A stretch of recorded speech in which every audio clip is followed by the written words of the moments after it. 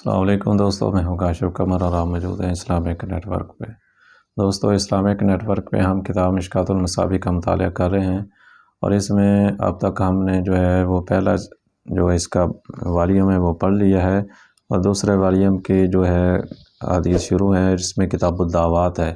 کتاب الدعوات میں آج جو سب ٹاپک ہے وہ ہے رحمت باری تعالیٰ کی وسعت کا بیان۔ حدیث نمبر ہے 2364۔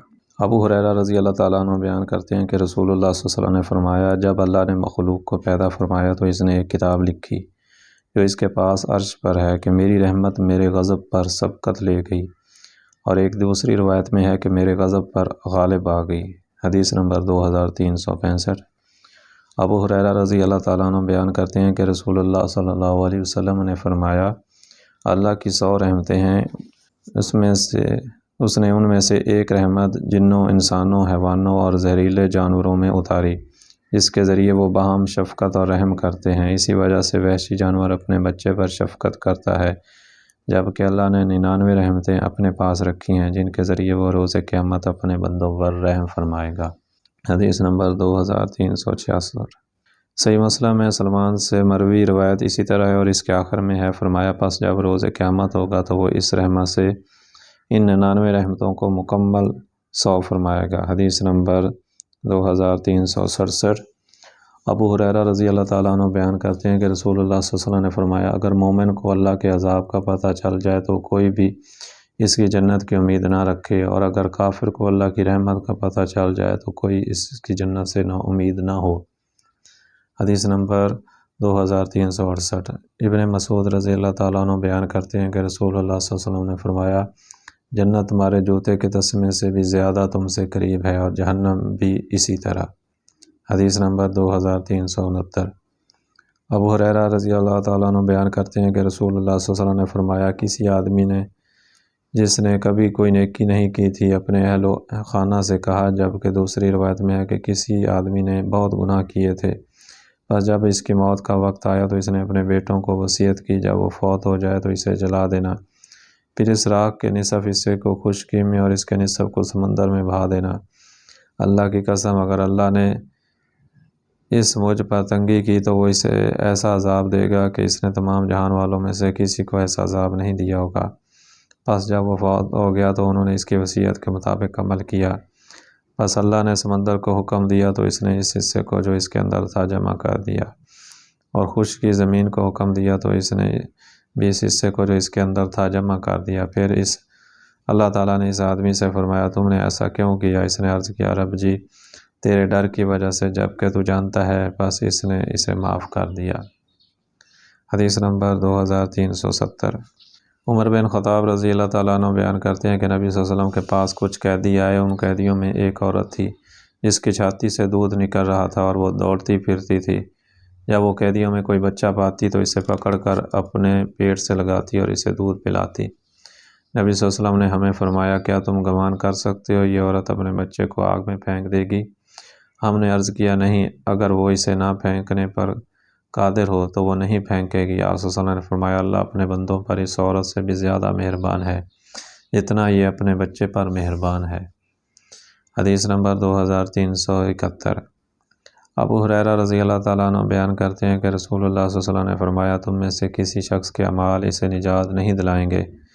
صحابہ نے عرض کیا، اللہ کے رسول آپ بھی نہیں؟ آپ صلی اللہ علیہ وسلم نے فرمایا، اور میں بھی نہیں، مگر یہ کہ اللہ اپنی رحمت سے مجھے ڈھانپ لے۔ درستی کے ساتھ عمل کرتے رہو، میانہ روی اختیار کرو، صبح و شام اور رات کے کچھ حصہ میں عبادت کرو، اعتدال کا خیال رکھو، اسی طرح تم منزل پالو گے۔ حدیث نمبر 2372۔ جابر رضی اللہ تعالیٰ عنہ بیان کرتے ہیں کہ رسول اللہ صلی اللہ علیہ وسلم نے فرمایا، تم میں سے کسی کا عمل اسے جنت میں داخل کر سکتا ہے، نہ اسے جہنم سے بچا سکتا ہے، اور میں بھی اللہ کی رحمت کے ساتھ جنت میں جاؤں گا۔ حدیث نمبر 2373۔ ابو سعید رضی اللہ تعالیٰ عنہ بیان کرتے ہیں کہ رسول اللہ صلی اللہ علیہ وسلم نے فرمایا، جب بندہ مسلمان ہو جاتا ہے اور اپنے اسلام کو بہتر بناتا ہے تو اللہ اس کے سابقہ تمام گناہ معاف کر دیتا ہے، اور اس اسلام قبول کرنے کے بعد پھر بدلہ شروع ہو جاتا ہے، نیکی کا بدلہ 10 گنا سے 700 گنا تک بڑھا دیا جاتا ہے، جبکہ برائی کا بدلہ اس کے مثل ہوتا ہے، الا یہ کہ اللہ اس سے درگزر فرمائے۔ حدیث نمبر 2374۔ ابن عباس بیان کرتے ہیں کہ رسول اللہ صلی اللہ علیہ وسلم نے فرمایا، بے شک اللہ نے نیکیاں اور برائیاں لکھی ہیں۔ جس شخص نے کسی نیکی کا ارادہ کیا لیکن اسے کیا نہیں تو اللہ اسے اپنے پاس اس کے حق میں ایک مکمل نیکی لکھ لیتا ہے۔ اگر وہ اس کا ارادہ کرے اور اسے کر بھی لے تو اللہ اسے اپنے پاس اس کے حق میں 10 گنا سے 700 گنا اور اس سے بڑھ کر لکھ لیتا ہے۔ اور جو شخص برائی کرنے کا ارادہ کرے لیکن اسے کرے نہیں تو اللہ اسے اپنے پاس اس کے حق میں ایک کامل نیکی لکھ لیتا ہے، لیکن اگر وہ اس برائی کا ارادہ کرے اور اسے کر گزرے تو اللہ اسے اس کے حق میں ایک ہی برائی لکھتا ہے۔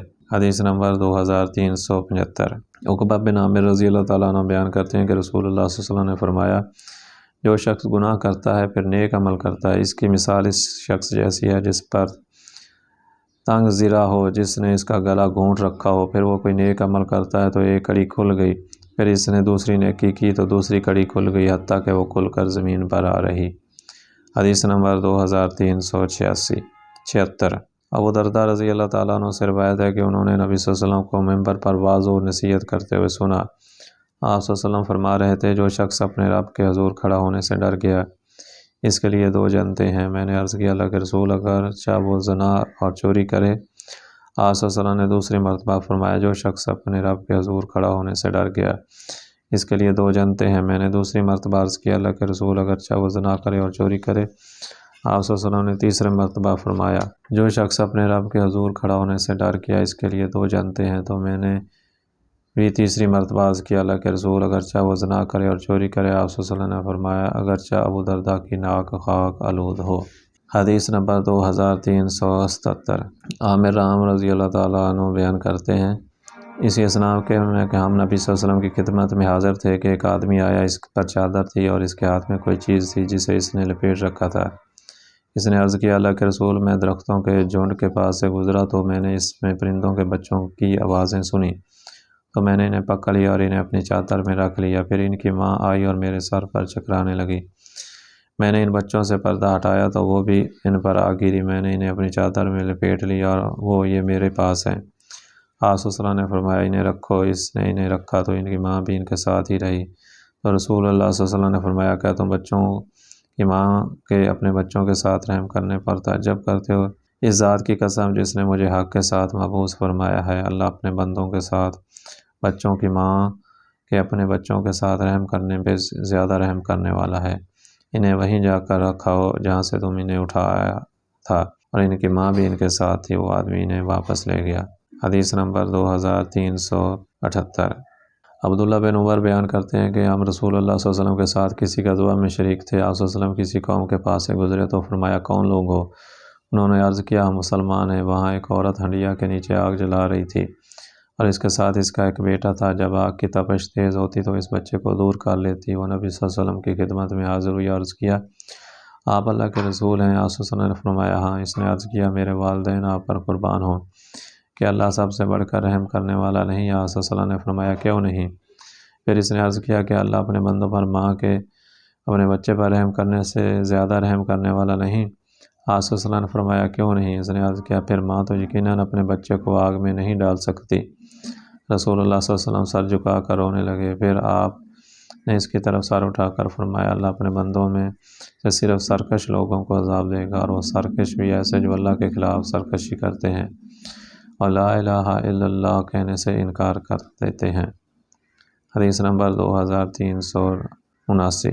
صبان رضی اللہ تعالیٰ عنہ نبی صلی اللہ علیہ وسلم سے روایت کرتے ہیں، آپ صلی اللہ علیہ وسلم نے فرمایا، بندہ اللہ کی رضامندی تلاش کرتا ہے، وہ اسی کوشش میں لگا رہتا ہے تو اللہ عز و جل جبرائیل سے فرماتا ہے، میرا فلاں بندہ مجھے راضی کرنے کی کوشش کرتا ہے، سن لو میری رحمت اس پر ہے۔ تو جبرائیل فرماتے ہیں، اللہ کی رحمت فلاں شخص پر ہے۔ پھر حاملین عرش یہی کہتے ہیں، اور پھر ان کے آس پاس والے یہی کہتے ہیں، حتیٰ کہ ساتوں آسمان والے یہی اعلان کرتے ہیں، پھر اس کی وجہ سے وہ رحمت زمین پر اترتی ہے۔ حدیث نمبر 2380۔ اسامہ بن زید نبی صلی اللہ علیہ وسلم سے اللہ تعالیٰ کے اس فرمان، ان میں سے کوئی اپنی جان پر ظلم کرنے والا ہے اور کوئی میانہ رو اور کوئی نیکیوں میں بڑھنے والا ہے، کے بارے میں روایت کرتے ہیں کہ آپ صلی اللہ علیہ وسلم نے فرمایا، وہ سب جنتی ہیں۔ کتاب الدعوات میں ہے صبح و شام اور سوتے وقت کے اذکار کا بیان۔ حدیث نمبر 2381۔ عبداللہ رضی اللہ تعالیٰ عنہ بیان کرتے ہیں کہ رسول اللہ صلی اللہ علیہ وسلم جب شام کرتے تو فرماتے ہم نے شام کی اور اللہ کی تمام بادشاہت نے شام کی۔ ہر قسم کی حمد اللہ کے لیے ہے، اللہ کے سوا کوئی معبود برحق نہیں، وہ یکتا ہے، اس کا کوئی شریک نہیں، اس کے لیے بادشاہت ہے اور اسی کے لیے حمد ہے اور وہ ہر چیز پر قادر ہے۔ اے اللہ میں تجھ سے تیری اس رات کی بھلائی مانگتا ہوں جو اس میں ہے، اور اس کی بھلائی مانگتا ہوں اور اس کے شر سے، اور جو اس میں ہے اس کے شر سے تیری پناہ چاہتا ہوں۔ اے اللہ میں کاہلی، بڑھاپے کی خرابی، دنیا کے فتنے اور قبر کے عذاب سے تیری پناہ چاہتا ہوں۔ اور جب آپ صبح کرتے تو بھی یہی کہتے ہم نے اور اللہ کی بادشاہت نے صبح کی۔ اور پھر ایک دوسری روایت میں ہے رب جی میں تجھ سے آگ کے عذاب اور عذاب قبر سے تیری پناہ چاہتا ہوں۔ حدیث نمبر 2382۔ حذیفہ رضی اللہ تعالیٰ عنہ بیان کرتے ہیں کہ جب رسول اللہ صلی اللہ علیہ وسلم رات کے وقت اپنے بستر پر تشریف لاتے تو آپ اپنا ہاتھ اپنے رخسار کے نیچے رکھتے، پھر یہ دعا پڑھتے اے اللہ میں تیری ہی نام سے مرتا اور زندہ ہوتا ہوں۔ اور جب آپ بیدار ہوتے تو یہ دعا پڑھتے ہر قسم کی تعریف اللہ کے لیے ہے جس نے ہمیں مارنے کے بعد زندہ کیا اور اسی کی طرف لوٹ کر جانا ہے۔ حدیث نمبر 2383۔ اور مسلم نے برا بن عازب سے یہ حدیث بیان کی ہے۔ حدیث نمبر 2384۔ ابو ہریرہ رضی اللہ تعالیٰ عنہ بیان کرتے ہیں کہ رسول اللہ صلی اللہ علیہ وسلم نے فرمایا جب تم میں سے کوئی اپنے بستر پر آئے تو وہ پہلے اپنے ازار کے کنارے سے اپنے بستر کو جھاڑے، کیونکہ وہ نہیں جانتا کہ اس کے بعد اس پر کون سی چیز آئی، اور پھر وہ یہ دعا پڑھے میرے پروردگار تیرے نام کے ساتھ میں نے اپنے پہلو کو رکھا اور تیرے نام کے ساتھ ہی اٹھاؤں گا، اگر تو میری جان قبض کر لے تو پھر اس پر رحم فرمانا، اور اگر تو اسے چھوڑ دے تو اس کی طرف حفاظت فرمانا جیسے تو اپنے صالح بندوں کی حفاظت فرماتا ہے۔ اور ایک روایت میں ہے پھر وہ اپنے دائیں پہلو پر لیٹے، پھر دعا پڑھے بسمی کا، اور ایک دوسری روایت میں ہے کہ اپنے کپڑے کے کنارے سے 3 مرتبہ جھاڑے اور کہے اگر تو میری جان قبض کر لے تو اسے بخش دینا۔ حدیث نمبر 2385۔ برا بن عازب بیان کرتے ہیں کہ جب رسول اللہ صلی اللہ علیہ وسلم اپنے بستر پر آتے تو اپنی دائیں کروٹ لیتے، پھر یہ دعا پڑھتے اے اللہ میں اپنی جان تیرے سپرد کر دی، اپنا چہرہ تیری طرف متوجہ کر دیا، اپنا معاملہ تیرے سپرد کر دیا اور اپنی پشت تیری طرف جھکائی، اور یہ سب کچھ تیرا شوق رکھتے ہوئے تو سے ڈرتے ہوئے کیا، تیرے سوا کوئی بنا گا ہے نہ مقام نجات۔ میں تیری کتاب پر ایمان لایا جسے تو نے نازل فرمایا، اور تیرے نبی پر ایمان لایا جسے تو نے بھیجا۔ رسول اللہ صلی اللہ علیہ وسلم نے فرمایا جو شخص یہ کلمات پڑھے اور پھر اسی رات فوت ہو جائے تو وہ فطرت یعنی اسلام پر فوت ہوگا۔ اور ایک دوسری روایت میں ہے کہ راوی بیان کرتے ہیں کہ رسول اللہ صلی اللہ علیہ وسلم نے کسی آدمی سے فرمایا اے فلاں جب تم اپنے بستر پر لیٹنا چاہو تو نماز کا سا وضو کرو، پھر اپنے دائیں پہلو پر لیٹو، پھر یہ دعا پڑھو اے اللہ میں نے اپنی جان تیرے سپرد کی، یعنی مکمل دعا پڑھی۔ فرمایا اگر تم اسی رات فوت ہوگے تو تم فطرت یعنی اسلام پر فوت ہوگے، اور اگر صبح کی تو تم غیر بھلائی پاؤ گے۔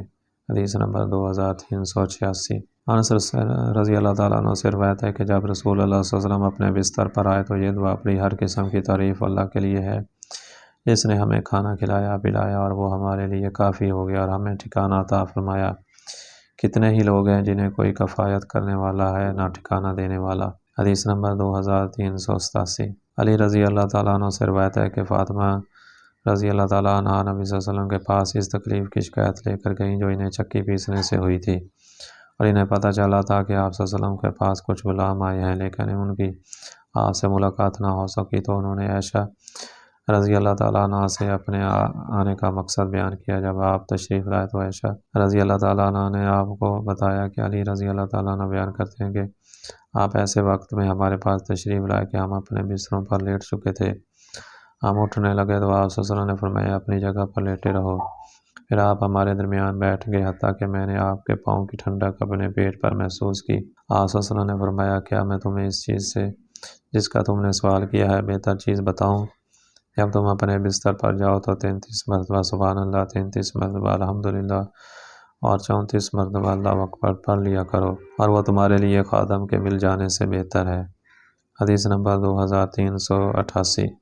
ابو ہریرہ بیان کرتے ہیں کہ فاطمہ رضی اللہ تعالیٰ عنہ رسول اللہ صلی اللہ علیہ وسلم کے خادم کا مطالبہ کرنے آپ کے پاس آئیں تو آپ صلی اللہ علیہ وسلم نے فرمایا کیا میں تمہیں ایسی چیز نہ بتاؤں کہ جو خادم سے بہتر ہے کہ تم ہر نماز اور سوتے وقت 33 مرتبہ سبحان اللہ، 33 مرتبہ الحمدللہ اور 34 مرتبہ اللہ اکبر پڑھ لیا کرو۔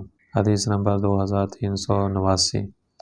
ابو ہریرہ رضی اللہ تعالیٰ عنہ بیان کرتے ہیں کہ جب رسول اللہ صلی اللہ علیہ وسلم صبح کرتے تو یہ دعا پڑھتے: اے اللہ، ہم نے تیری ہی توفیق سے صبح کی، تیری ہی توفیق سے شام کی، تیری ہی توفیق سے زندہ ہیں اور تیری ہی توفیق سے مریں گے اور تیری ہی طرف لوٹنا ہے۔ اور جب آپ شام کرتے تو یہ دعا پڑھا کرتے: اے اللہ، ہم نے تیری ہی توفیق سے شام کی اور تیری ہی توفیق سے صبح کی، تیری ہی توفیق سے زندہ ہیں اور تیرے ہی نام پر مریں گے اور تیری ہی طرف اٹھ کر جانا ہے۔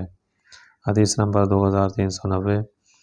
ابو ہریرہ رضی اللہ تعالیٰ عنہ بیان کرتے ہیں کہ ابو بکر رضی اللہ تعالیٰ عنہ نے عرض کیا: اللہ کے رسول، مجھے کوئی ایسا وظیفہ بتائیں جسے میں صبح شام پڑھا کروں۔ آپ صلی اللہ علیہ وسلم نے فرمایا: کہو، اے اللہ، غیب و حاضر کو جاننے والے، زمین و آسمان کو پیدا کرنے والے، ہر چیز کے رب اور مالک، میں گواہی دیتا ہوں کہ تیرے سوا کوئی معبود برحق نہیں، اور میں اپنے نفس کے شر، شیطان کے شر اور اس کے شرک سے تیری پناہ چاہتا ہوں۔ جب تو صبح کرو، جب شام کرو اور جب اپنے بستر پر آؤ تو یہ کلمات کہا کرو۔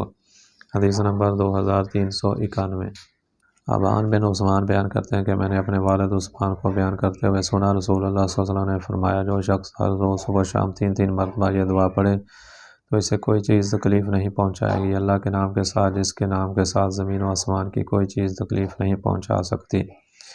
وہ سننے والا، جاننے والا ہے۔ ابان کو فالج ہو گیا تو وہ آدمی جس کو انہوں نے حدیث سنائی تھی تعجب کے ساتھ ان کی طرف دیکھنے لگا، تو ابان نے اسے کہا: تم اس طرف کیا دیکھتے ہو؟ رہی حدیث تو وہ ایسے ہی ہے جیسے میں نے تمہیں بیان کی، لیکن میں آج اسے پڑھا نہیں تاکہ اللہ اپنی تقدیر مجھ پر نافذ کر سکے۔ اور ایک دوسری روایت میں ہے: اسے صبح ہونے تک کوئی ناگہانی آفت نہیں آئے گی، اور جو شخص صبح کے وقت اسے پڑھے تو شام ہونے تک کوئی ناگہانی آفت نہیں آئے گی۔ حدیث نمبر 2392۔ عبداللہ رضی اللہ تعالیٰ عنہ سے روایت ہے کہ نبی صلی اللہ علیہ وسلم جب شام کرتے تو یہ دعا پڑھا کرتے: ہم نے اور اللہ کے ملک نے شام کی، ہر قسم کی حمد اللہ کے لیے ہے، اللہ کے سوا کوئی معبود برحق نہیں، وہ یکتا ہے، اس کا کوئی شریک نہیں، اس کے لیے بادشاہت ہے، اسی کے لیے حمد ہے اور وہ ہر چیز پر قادر ہے۔ میرے رب، میں اس رات کی بہتری اور اس کے بعد آنے والی راتوں کی بہتری کا سوال کرتا ہوں، اور اس رات کے شر سے اور اس کے بعد آنے والی راتوں کے شر سے تیری پناہ چاہتا ہوں۔ میرے رب، میں کاہلی، بڑھاپے کی خرابی یا کفر کی خرابی سے تیری پناہ چاہتا ہوں۔ ایک اور دوسری روایت میں ہے کہ میں بڑھاپے اور تکبر کی خرابی سے، میرے رب، میں آگ کے عذاب سے تیری پناہ چاہتا ہوں۔ اور جب آپ صبح کرتے تو بھی ایسے ہی دعا کرتے: ہم نے اور اللہ کے ملک نے صبح کی۔ ابو داؤد، ترمذی اور ان کی روایت میں ہے کہ کفر کی خرابی کے الفاظ مذکور نہیں۔ حدیث نمبر 2393۔ نبی صلی اللہ علیہ وسلم کی کسی لخت جگر سے روایت ہے کہ نبی صلی اللہ علیہ وسلم انہیں دعا سکھایا کرتے تھے۔ آپ فرماتے: جب تم صبح کرو تو یہ دعا پڑھو: اور پاک ہے اللہ، اپنی حمد کے ساتھ سارے کام اللہ کی توفیق سے ہوتے ہیں، جو اللہ چاہے وہ ہوتا ہے اور جو وہ نہ چاہے نہیں ہوتا۔ میں جانتا ہوں کہ اللہ ہر چیز پر قادر ہے، اور بے شک اللہ نے علم کے ذریعے ہر چیز کا احاطہ کر رکھا ہے۔ جو شخص صبح کے وقت یہ کلمات کہے تو وہ شام تک محفوظ رہتا ہے، اور جو شخص شام کے وقت یہ کلمات کہے تو وہ صبح ہونے تک محفوظ رہتا ہے۔ حدیث نمبر 2394۔ ابن عباس بیان کرتے ہیں کہ رسول اللہ صلی اللہ علیہ وسلم نے فرمایا: جو شخص صبح کے وقت یہ آیات پڑھتا ہے فسبحان اللہ وکذالک تخرجون، تم اللہ کی تسبیح بیان کرو جب شام ہو، اور جو اس وقت صبح ہو، اور آسمان اور زمین میں اس کی حمد ہے، اور اسی کی تسبیح کرو تیسرے پہر بھی، اور جب وہ دوپہر ہو، اور وہ جاندار کو بے جان سے نکالتا ہے اور بے جان کو جاندار سے باہر نکلاتا ہے، اور زمین کو اس کے مردہ اور خشک ہو جانے کے بعد زندہ کر دیتا ہے، اور اسی طرح تم بھی اس کی طرف نکالے جاؤ گے۔ تو اس روز جو اس سے نیک عمل چھوٹ گیا ہوگا وہ ان کلمات کے کہنے سے پالے گا، اور جو شخص یہ کلمات شام کے وقت کہے گا تو اس سے جو عمل اس رات میں رہ جائے گا تو وہ ان کلمات کے ذریعے ان کا تدارک کر لے گا۔ حدیث نمبر 2395۔ ابو ایاس سے روایت ہے کہ رسول اللہ صلی اللہ علیہ وسلم نے فرمایا: جو شخص صبح کے وقت یہ دعا پڑھتا ہے: اللہ کے سوا کوئی معبود برحق نہیں، وہ یکتا ہے، اس کا کوئی شریک نہیں، اسی کے لیے بادشاہت ہے اور اسی کے لیے ہر قسم کی حمد ہے، اور وہ ہر چیز پر قادر ہے، اس کے لیے اولاد اسماعیل سے 10 غلام آزاد کرنے کے برابر ثواب ہے، اس کے لیے 10 نیکیاں لکھی جاتی ہیں، اس سے 10 گناہ مٹا دیے جاتے ہیں، اور اس کے 10 درجات بلند کر دیے جاتے ہیں۔ پورا دن شام ہونے تک اس کے لیے شیطان سے بچاؤ اور تحفظ ہو جاتا ہے، اور اگر وہ انہیں شام کے وقت پڑھے تو بھی اس کے لیے اتنا ہی اجر ہے حتیٰ کہ وہ صبح کرے۔ کسی آدمی نے رسول اللہ صلی اللہ علیہ وسلم کو خواب میں دیکھا تو اس نے عرض کیا: اللہ کے رسول، ابو ایاس آپ سے اس طرح حدیث بیان کرتے ہیں۔ آپ صلی اللہ علیہ وسلم نے فرمایا: ابو ایاس نے سچ کہا۔ حدیث نمبر 2396۔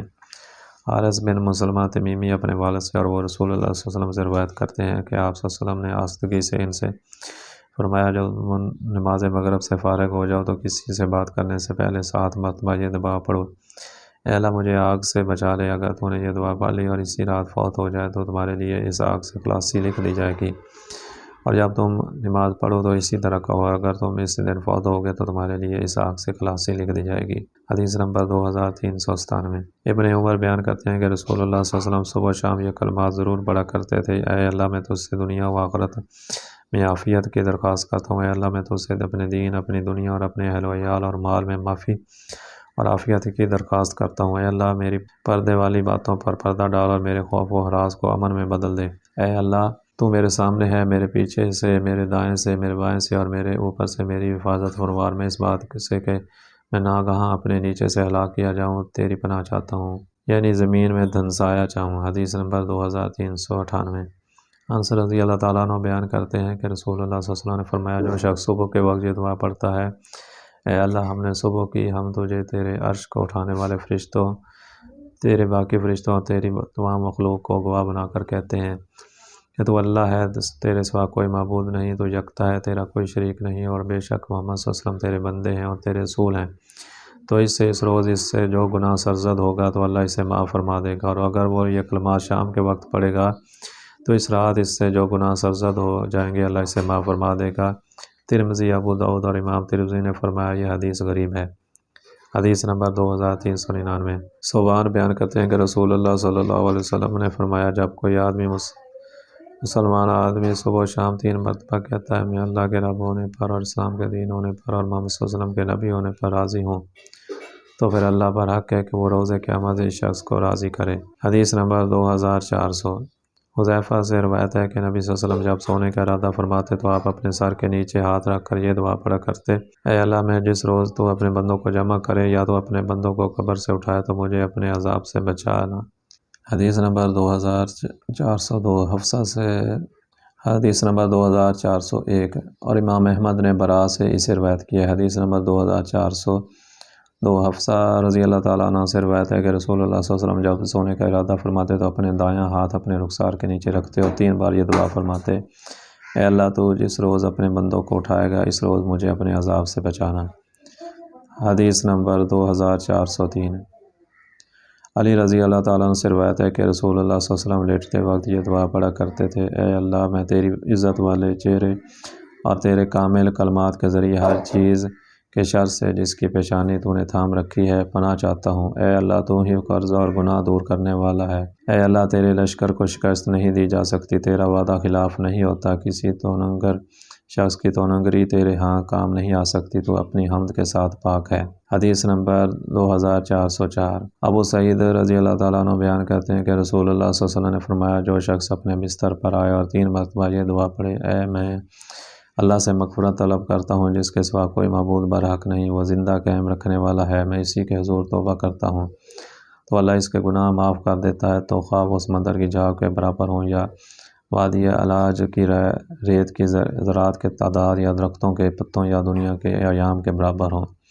ترمذی اور فرمایا یہ حدیث غریب ہے۔ حدیث نمبر 2405۔ شداد بن اوس بیان کرتے ہیں کہ رسول اللہ صلی اللہ علیہ وسلم نے فرمایا جب کوئی مسلمان لیٹتے وقت قرآن مجید کی کوئی سورت تلاوت کرتا ہے تو اللہ اس پر ایک فرشتہ معمور فرما دیتا ہے، تو پھر اس کے بیدار ہونے تک کوئی موذی چیز اس کے قریب نہیں جاتی۔ حدیث نمبر 2406۔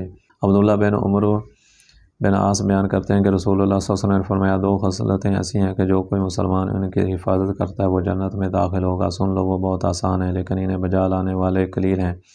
ہر نماز کے بعد 10 مرتبہ سبحان اللہ کہنا، 10 مرتبہ الحمدللہ کہنا اور 10 مرتبہ اللہ اکبر کہنا۔ راوی بیان کرتے ہیں کہ میں نے رسول اللہ صلی اللہ علیہ وسلم کو دیکھا کہ آپ اپنے ہاتھ سے ان کی گرہ لگا رہے تھے، فرمایا یہ 5 نمازوں میں زبان پر 150 ہیں جبکہ میزان میں 1500 ہیں۔ جب وہ لیٹتے وقت سبحان اللہ، اللہ اکبر اور الحمدللہ کی 100 مرتبہ گنتی کرے تو یہ زبان پر 100 جبکہ ترازو میں 1000، تم میں سے روزانہ 2500 گناہ کون کرتا ہے؟ صحابہ نے عرض کہ ہم ان 2 خصلتوں کی کیسے حفاظت نہیں کریں گے؟ اور میں تم میں سے کوئی نماز میں ہوتا ہے شیطان اس کے پاس آتا ہے تو کہتا ہے کہ فلاں چیز یاد کرو، فلاں چیز یاد کرو، حتیٰ کہ وہ شخص نماز سے فارغ ہو جاتا ہے، شاید وہ ایسا نہ کر سکے، وہ اس کے لیٹنے کے وقت اس کے پاس آتا ہے اور وہ اسے سلاتا رہتا ہے حتیٰ کہ وہ سو جاتا ہے۔ ترمذی، ابو داؤد نسائی اور ابو داؤد کی روایت میں ہے، فرمایا 2 خصلتیں ایسی ہیں جن کی مسلمان بندہ حفاظت نہیں کرتا، اور اسی طرح اس کی روایت میں ہے میزان میں 1500۔ کہنے کے بعد فرمایا جب وہ اپنے بستر پر آئے تو 34 مرتبہ اللہ اکبر کہتا ہے، 33 مرتبہ الحمدللہ، 33 مرتبہ سبحان اللہ کہتا ہے۔ حدیث نمبر 2407۔